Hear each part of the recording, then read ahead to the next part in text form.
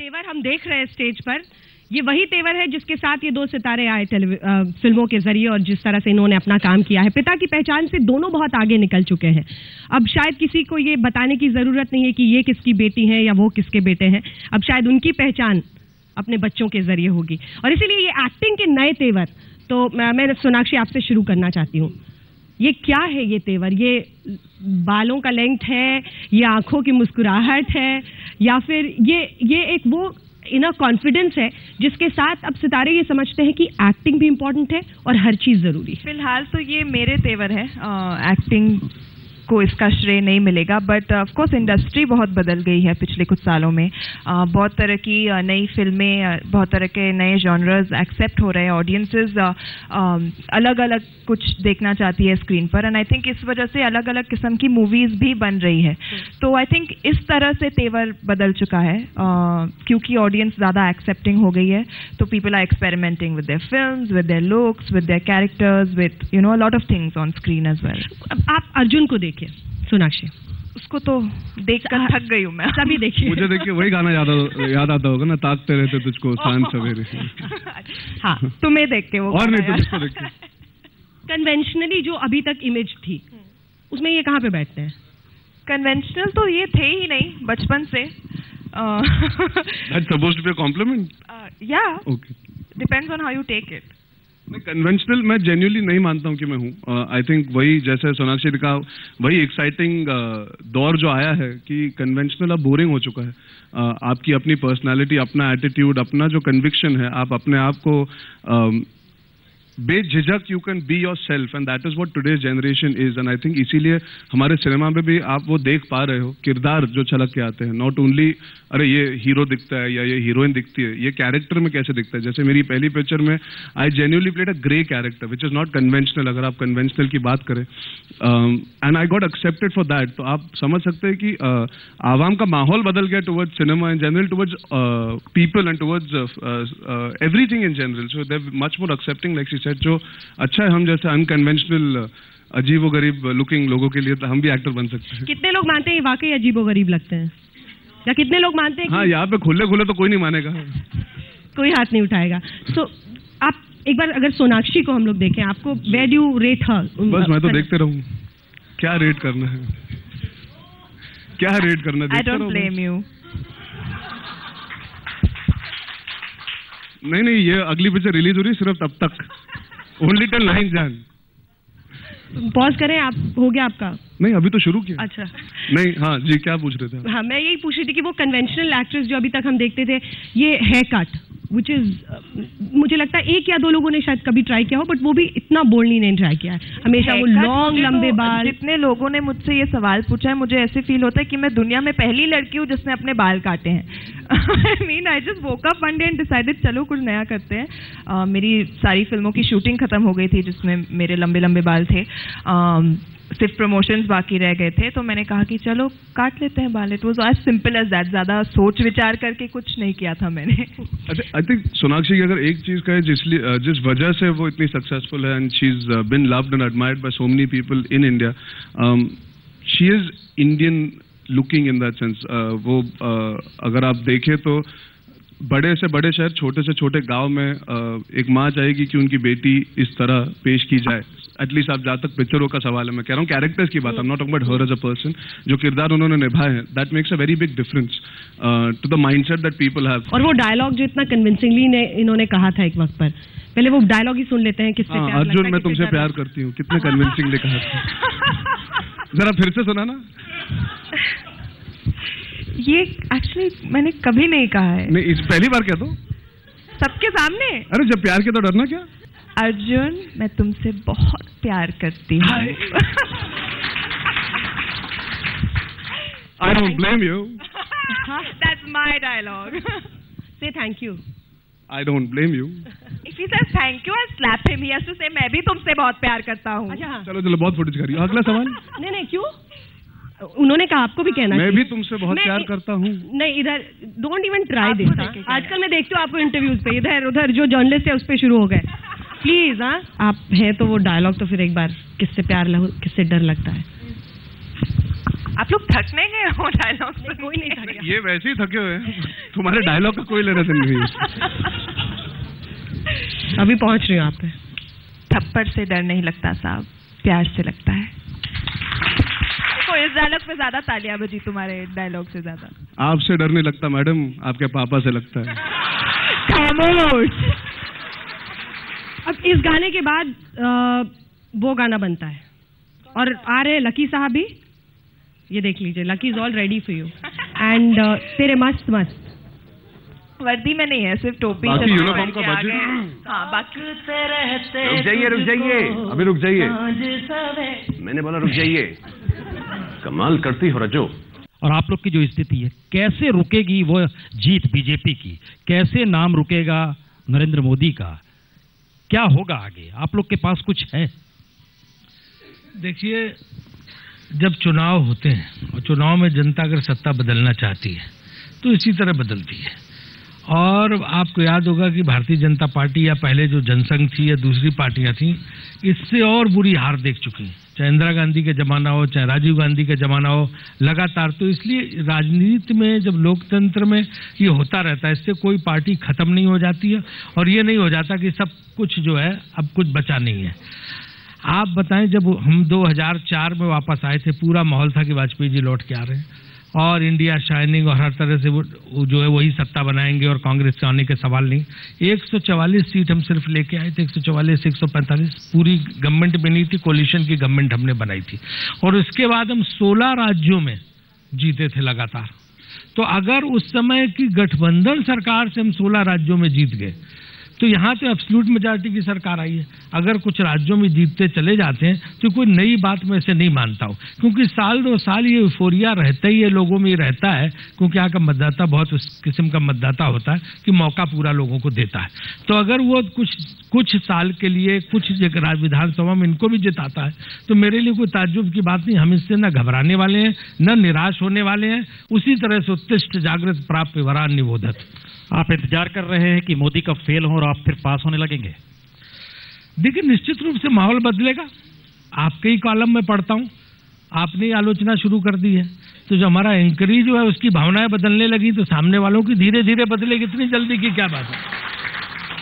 लेकिन इसका मतलब यह है कि जो लिखा जा रहा है, जो पढ़ा जा रहा है, वही आप लोगों को ऊर्जा दे रहा है। आपके भीतर वो ऊर्जा गायब हो गई है जो कभी 10 जनपद में देखी जाती थी, कभी गांधी फैमिली में देखी जाती थी। देखिए, ऊर्जा हमेशा जो है रहती है, लेकिन ऊर्जा जनता देती है।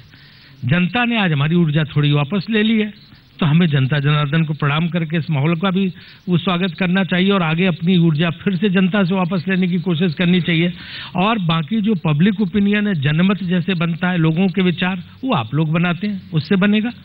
तो हम कोई इसलिए कि हम रोते रहें, बैठ जाएं, सल करें, रूठे रहें, इससे कुछ फायदा नहीं होने वाला।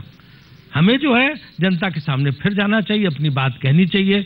और हमें तो एक एडवांटेज ये भी है कि नकवी साहब की पार्टी, नकवी साहब के नेता ने इतने वादे कर दिए हैं कि चांद भी देंगे, सूरज भी देंगे, मंगल भी देंगे, शुक्र भी देंगे, शनि भी देंगे, राहु भी देंगे, सब कुछ आपको लाके दे देंगे एक बार में सत्ता में लाओ।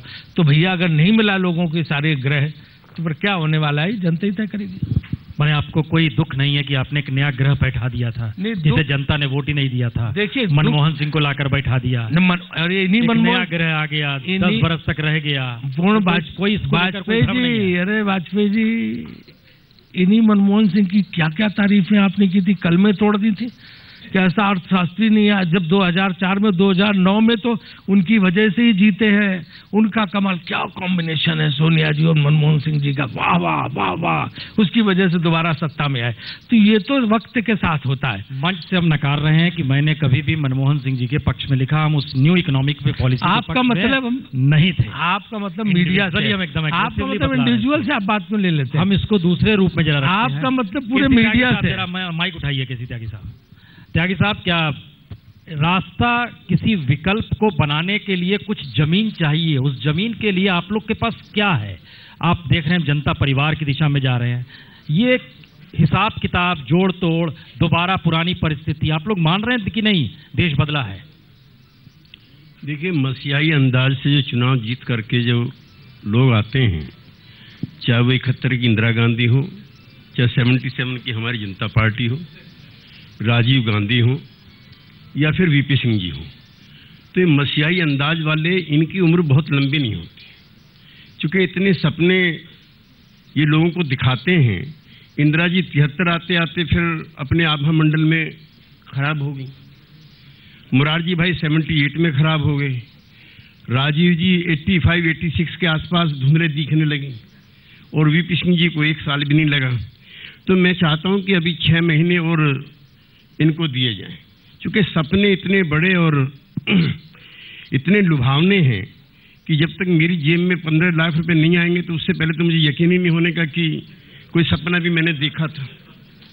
मैं किसान परिवार से हूं, मुझे ये भी सपना बताया गया था कि जो मेरे पिताजी की फसल है उसका जो लागत मूल्य है उसमें 50% बढ़ा करके ये सरकार देगी। रबी की सारी फसलों के दाम घोषित हो चुके हैं, 50 के बजाय सिर्फ 3% जो है अब बढ़ा करके दिए हैं। और जो घोड़ा या रथ या अश्वमेध रोकने की बात है उसमें कुछ तो इनके साथी हैं, बजरंग दल है, राम सेना है, विश्व हिंदू परिषद है। एक तो रथ रोकने में हमारी ये भी मदद करेंगे, और दूसरा भारतीय जनमानस की जो परिवर्तन की चाह है वो इतनी तीव्र और तीखी है कि वो अपने परिवार के लोगों से भी नाराज हो जाती है कुछ दिन के बाद। जिस विकल्प की आप चर्चा कर रहे हैं, सिर्फ बिहार एक ऐसी जगह मुझको इस समय दिखती है, उसमें कई चीजों से आप असहमति आपके रखते हैं, जहां पे इस अश्वमेध यज्ञ का घोड़ा पहली बार रुकेगा। और यही वो जमीन है जहां पे गांधी का चंपारण था। मोहनदास गए थे चंपारण, वहां से महात्मा गांधी होकर लौटे थे। 30-35 साल के निर्वासन के बाद जयप्रकाश जी गए थे, गांधी मैदान से हुंकार हुई थी, समूचे देश में परिवर्तन हुआ था। और वही सामाजिक परिवर्तन और उसके साथ गुड गवर्नेंस दोनों मिलकर के उस रथ को रोकेंगे। अगर कोई जगह हो सकती है फिलहाल तो बिहार है, वो तो बिहार ही हो सकता है, बिहार ही हो सकती है। उसके बाद पंजाब मुझे लगता है। चलिए, यूपी का नाम नहीं लिया आपने। नकवी साहब माइक उठाएं, और जरा आपका माइक अलग होगा, ये इधर रखा होगा। एनडीए भी मान रहे हैं हम एनडीए से बाहर हैं, इसलिए माइक अपना अलग इस्तेमाल कीजिए।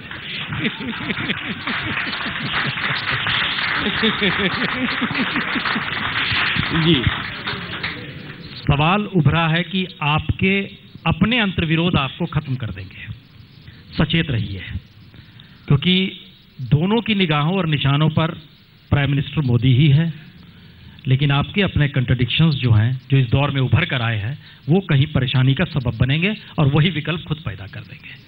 यज्ञ रुक जाएगा आपका जीतने वाला। देखिए पुण्यप्रसून जी, अभी राजीव भाई ने और केसी भाई ने जो बात कही, मेरा तो एक ही कहना है कि अगर ये आशा के साथ, विश्वास के साथ और सकारात्मक और रचनात्मक सोच के साथ आगे बढ़ें, ये हमारी इनको शुभकामनाएं है। लेकिन अभी केसी त्यागी जी ने अभी जनता परिवार के कुछ नए साथियों का नाम बताया। नहीं, आपने कुछ बताया, कुछ नाम लिए अभी आपने कि कौन सेना आपने बताई है।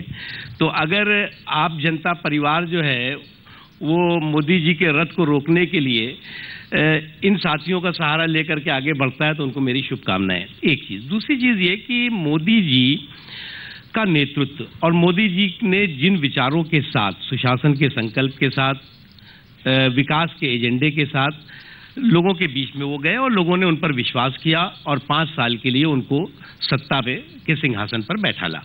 और आज देश का ही माहौल नहीं बल्कि दुनिया का माहौल भारत को लेकर के सकारात्मक हुआ है। आज जो है वो देश में जो एक विकास का माहौल है वो दिखाई पड़ने लगा है, बनने लगा है। जहाँ तक विपक्ष की बात है, मैं उनको स्वाभाविक रूप से मानता हूँ कि अगर वो किसी चीज़ की विरोध करते हैं, सदन के अंदर करते हैं, सदन के बाहर करते हैं, वो उनका अधिकार है। लेकिन डिफीट के डिप्रेशन में जो एक डिस्ट्रक्टिव पॉलिटिक्स शुरू चल गई है और जिस तरह का माहौल और जिस तरह का नान इशू को लेकर के रोज कोई ना कोई हंगामा हो रहा है, वो कहीं भी किसी भी रूप में भला करने वाला नहीं है।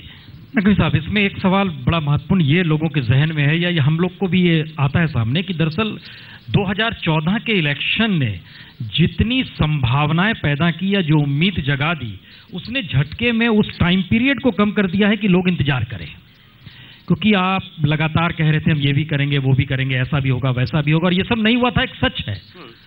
तो क्या आप ये देख रहे हैं कि वो टाइम पीरियड लोगों का अगर कम हुआ है तो नेताओं का भी कम हुआ है, इसलिए 6 महीने में ही बदलाव की बात होने लोग चाहते हैं? लोग देखिए ऐसा कुछ है। हाँ, मैं बिल्कुल सहमत हूँ। अब लोग जो है वो बहुत इंतजार नहीं करते। जो देश के सामने सबसे बड़ी चुनौती थी करप्शन और कुशासन की, आज करप्शन और कुशासन का माहौल पूरी तरह से खत्म हुआ है। या हम कहें या ये ना कहें तो भी फर्क नहीं पड़ता। आज ये दुनिया कह रही है, देश कह रहा है, एक चीज। दूसरी चीज, हम आप शुरू से बचपने से सुनते आए होंगे कि लोग कहते हैं सत्ता बदल जाए, सत्ता किसी की आए, सत्ता के दलाल वही रहेंगे, और जो पावर कॉरिडोर में पावर ब्रोकर्स हैं वही डोमिनेट करेंगे, वही घूमेंगे। आज पिछले 5-6 महीनों के अंदर ये सत्ता के दलाल सत्ता के गलियारे से गायब हो गए। ये अपने आप में एक बहुत बड़ी उपलब्धि है और बहुत बड़ा हम मानते हैं कि एक सकारात्मक भारत के विकास के रास्ते में जो रोड़े थे वो रोड़े खत्म हो रहे हैं, और आज भारत जो है वो विकास के रास्ते पे सरपट दौड़ने को तैयार है। नहीं, मतलब आप कह रहे हैं कि इससे पहले की सरकार दलालों के जरिए चल रही थी? मैं दलालों के जरिए तो नहीं कहता, लेकिन इतना जरूर है कि सत्ता के दलाल हर सरकार पर हावी रहते थे, और अटल जी के समय में इस तरह के लोगों पर अंकुश लगा, लेकिन उसके बाद फिर इन 10 सालों में वो हावी हुए। और आज अगर 6 महीने में दिल्ली के सत्ता के कॉरिडोर में, सत्ता के गलियारे में आप इन सत्ता के दलालों को तलाशेंगे तो चिराग लेके आपको नहीं मिलेंगे। तो अभी तो काम भी कुछ नहीं शुरू हुआ है ना, काम होगा तो दलाल आएंगे। नहीं, काम बहुत हुए। सत्ता के दलालों के लिए काम तो हर वक्त है, हर वक्त। अगर काम उनको बेरोजगार किया गया है तो ये अपने आप में बहुत बड़ी उपलब्धि है। राजीव जी, क्या वाकई दलालों के जरिए सरकारें चल रही थी इससे पहले? देखिए, आप पता नहीं किन दलालों की बात कर रहे हैं ये, लेकिन मैं आपको बताऊं कि 2004 में यूपीए की सरकार आई, मनमोहन सिंह की सरकार आई, और जो माहौल बना और जो इन्होंने आरोप लगाए, हालांकि आज तक एक भी आरोप साबित नहीं हुआ, वो 2011 और 2012 के करीब लगाए गए, जिसका वो जो आरोप चले संसद में हुए, और इसके बाद 2014 में उसका माहौल बना, चुनाव हारे। तो इसका मतलब 8 साल तक सत्ता के दलाल कहीं नहीं दिखाई दिए मनमोहन सिंह की सरकार में। 8 साल कहीं कोई आरोप किसी किस्म की कोई बात नहीं हुई। तो इनके तभी 8 महीने भी नहीं हुए, तो थोड़ा वक्त जाने दीजिए, इसके बाद आरोप तो तब आने शुरू होते हैं। आपने खुद ही कहा कि भी काम होना शुरू हो, तो अभी आगे पता चलेगा। अभी तो 8 ही महीने, हो सकता है कि अगली बार जब आज तक का ये कार्यक्रम हो रहा हो तो हमारे पास ऐसे चुनिंदा आरोप हों, कुछ समय शायद ही उत्तर न दे पाए वाला। नकवी साहब, एक बात बताइए, नहीं हम इस हिस्से को लेकर आ रहे हैं, 2G मामले को लेकर हमें जहां तक याद है आप भी आवाज लगाया करते थे कि प्राइम मिनिस्टर मनमोहन सिंह से सीबीआई क्यों नहीं पूछताछ कर रही है। अब तो आपकी सरकार है। देखिए, एक बात, लेकिन उस दिशा में कभी नहीं, हाँ, एक बात बहुत साफ है कि जिस समय 2G स्पेक्ट्रम का घोटाला हो, कोल का घोटाला हुआ हो, तो कॉमनवेल्थ का एक लंबे जनधन की लूट की खुली छूट चल रही थी, उस समय हम सत्ता विपक्ष से में थे और सत्ता पक्ष से हम यही कहते थे कि जो भी इस जनधन की लूट के लुटेरे हैं वो बेनकाब होने चाहिए, और उस जनधन की लूट में जिनका भी हाथ है उन लोगों के खिलाफ कानूनी कार्रवाई होनी चाहिए। उसमें निश्चित तौर से जब प्रधानमंत्री जी की बात आई और प्रधानमंत्री जी के बारे में तमाम तरह के कोल ब्लॉक घोटाले में उनका जिक्र आया और भी जगहों पर आया, तो हमने कहा कि भाई जब सुप्रीम कोर्ट और कोर्ट की निगरानी में ये जांच हो रही है तो उन तक भी पहुंचना चाहिए जो लोग की सत्ता के शिखर पर बैठे हुए हैं। ये अभी भी हमारा कहना था, इसलिए हम उसको जांच नहीं कर रहे हैं। पहली बात एक समझ लीजिए, जांच जो है वो सुप्रीम कोर्ट और हाई कोर्ट की निगरानी में हो रही है, और उसमें जो भी होगा उसके खिलाफ कार्रवाई होनी चाहिए, और उस समय भी हमारा कहना था होनी चाहिए, आज भी कहना था होनी। उस समय सरकार जो कर रही थी वो आपको गलत लग रहा था, आज जो आप कर रहे हैं वो आपको लग रहा है कानून के दायरे में ठीक है? हमें जो है वो गलत ये लग रहा था कि जो जनधन की लूट हुई थी उस लूट पर सफेद चादर डाल दी गई थी, उसको छिपा दिया गया था, उसको छिपाने की कोशिश हो रही थी, उसको जस्टिफाई करने की कोशिश हो रही थी। हमारी मुखालफत और हमारा विरोध इस बात से था, और आज भी इस बात से है कि कहीं पर भी कोई भी देश के गरीबों के, कमजोर तबकों के पैसे की लूट हो तो उस पर जो है ना उसको जस्टिफाई करना चाहिए ना उसको प्रोटेक्ट करना चाहिए। उस वक्त सरकार प्रोटेक्ट करती हुई दिख रही थी, और पॉलिटिक्स परसेप्शन से होती है। लोगों का परसेप्शन क्या था, पूरे देश में गांव-गांव में अगर आप देखें तो एक ही आवाज उठती थी कि भ्रष्टाचार, घोटाले, जनधन की लूट, पॉलिसी पैरालिसिस। तो ये जो माहौल था, हम विरासत पे सियासत नहीं कर रहे हैं, लेकिन जो विरासत हमको मिली, उस विरासत के मिलने के बावजूद भी हमने जो है वो देश को सही रास्ते पे ला करके खड़ा किया है। तो दिल्ली में आपकी सरकार, हरियाणा में आपकी सरकार, राजस्थान में आपकी सरकार, दामाद शब्द गायब क्यों हो गया जी? दामाद शब्द आपके हिसाब से गायब क्यों हो गया? दामाद तो इनको पूछना चाहिए जी। नहीं, उस पूरे चुनाव के दौरान 18 मीटिंगों में जिक्र किया गया था इसका। अगर देखिए उन्होंने तो क्यों गायब हो गया वो? नहीं, देखिए क्या है कि अब हम सरकार में हैं, उस वक्त हमारा इनकी सरकार से था कि अगर इसमें गड़बड़ हुआ है तो इसमें कार्रवाई होनी चाहिए। अब हमारी सरकार कह रही है कि हम कार्रवाई कर रहे हैं, ये फर्क है। इसलिए रोज रोज दामाद जी, तो अब इनको कहना है, हमें थोड़ी कहना है रोज रोज दामाद जी, टू जी, गोल जी, ये सब हो गया। अब तो चुनाव खत्म हो गया ना, तब क्या दामाद जी, टू जी से मतलब है? चुनाव के वक्त तक था। देखिए, ये बात मैं नकवी साहब की बिल्कुल मानता हूँ, हमारे मित्र हैं, कि जो भी जनधन की लूट है, जिन पे भ्रष्टाचार के आरोप थे, उन पे इन्होंने कड़ी कार्रवाई की। येदियुरप्पा जी को ससम्मानी वापस लाए और उनको एमपी बना के पार्टी में बिठाया। रेड्डी ब्रदर्स को ससम्मान वापस लाए, उनको लाके पार्टी में बनाया। तो जनधन की लूट पे कितना सख्त नजरिया है और भ्रष्टाचार के आरोपी जिन पे कितना सख्त नजरिया है, ये उससे एकदम जाहिर होता है। एक बात उन्होंने कही कि विपक्ष जो है बहुत हंगामा कर रहा है और बेवजह के इशू पे संसद में उठाता रहता है। अब बड़ा इंटरेस्टिंग चीज है कि आज मुख्तार भाई जिस पद पे बैठे हैं, उस पद पे मैं होता था मनमोहन सिंह जी की सरकार में संसदीय कार्य मंत्री। और उस समय हम जहाँ ये जिस कुर्सी पे बैठते हैं, जब मीटिंग होती है सुबह, उस पर अब ये हम जहाँ बैठते तो वहाँ ये बैठते हैं, मैं विपक्ष की तरफ बैठता हूँ। तो तब मैं इनको कहता था कि जब ये विरोध करते थे, इनके साथ के पार्टी के लोग आम पे आते थे मीटिंग में, कि देखिए आप ये मान के मत चलिए कि हम ही सत्ता में हमेशा रहेंगे। आप तो ऐसे मान के चल रहे हैं कि 50 साल हम ही रहने वाले। कल को आप अगर सत्ता में आए और यही बातें हमने कहना शुरू कर दी संसद चलाने के मामले में, तो आपको बड़ी मुश्किल आएगी। आज वही नौबत आ गई कि डे 1 से हंगामा शुरू करके ये लोग वेल में चले जाते तो और चलने नहीं देते थे सदन। अब जो है हमें कहते हैं कि आप ही क्यों कर रहे हैं, आप तो कंस्ट्रक्टिव विपक्ष की भूमिका अदा करिए, आपको शोरगुल नहीं करना चाहिए, आपको मुद्दे इस तरह से नहीं उठाने चाहिए, संसद चलने देनी चाहिए। तो टेप बदल गया है, सिर्फ जो है भाषण वही है दोनों तरफ से। जो हम पहले बोलते थे आज ये बोल रहे हैं, और जो पहले जो है ये बोलते थे वो हम बोल रहे हैं। नहीं, देखिए हमारे और आप में फर्क है। हमारे यहाँ एक ऐसा मजबूत नेतृत्व है जिसके प्रति कि सरकार में भी विश्वास है और पार्टी में भी विश्वास है और देश में भी विश्वास है। आपके यहाँ जो नेतृत्व था वो कितने प्राइम मिनिस्टर थे? नकवी साहब, मैं आपको एक सूचना देना चाहता हूँ कि मोदी जी जम्मू कश्मीर में जनसभा संबोधित कर रहे हैं, वो टीवी नहीं देख रहे हैं इस समय। तो इस समय आप सही बोलिए, जो है ये बेवजह की बात है, मत बोलिए। इसलिए जो है वो आप जो है वो अभी भी समय है अहंकार अराजकता छोड़ के आत्मचिंतन की तरफ बढ़िए, एक चीज।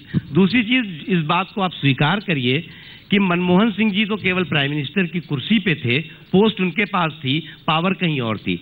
आज जो है वो देश में जो एक एहसास है कि सरकार के इकबाल का, उसका मुख्य कारण है कि नेतृत्व के प्रति लोगों का विश्वास, उसकी ईमानदारी और उनके काम करने की क्षमता। इसलिए मैं एक यहाँ पर कुमार विश्वास साहब हैं, अपने राजू भाई, में एक शेर को, लिहाज आंख का रिश्तों का डर नहीं होता जब एक शख्स के हाथों में घर नहीं होता।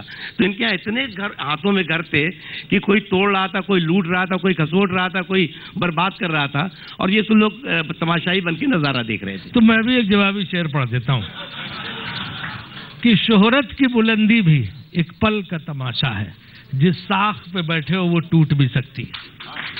एक शेर मैं भी पढ़ना चाहता हूँ जी, इरशाद। कुछ इस कदर बदहवास हुए आंधियों से लोग, जो पेड़ खोखले थे उन्हीं से लिपट गए। लेकिन त्यागी साहब, इस स्थिति में लौट आइए। एक तरफ कई नेताओं के पावर सेंटर्स थे, बाकायदा कांग्रेस के भीतर से सरकार के वक्त में आवाज उठती थी। अब जो सरकार आई है उसमें पावर सेंटर ही नहीं, पूरी सरकार ही वही है।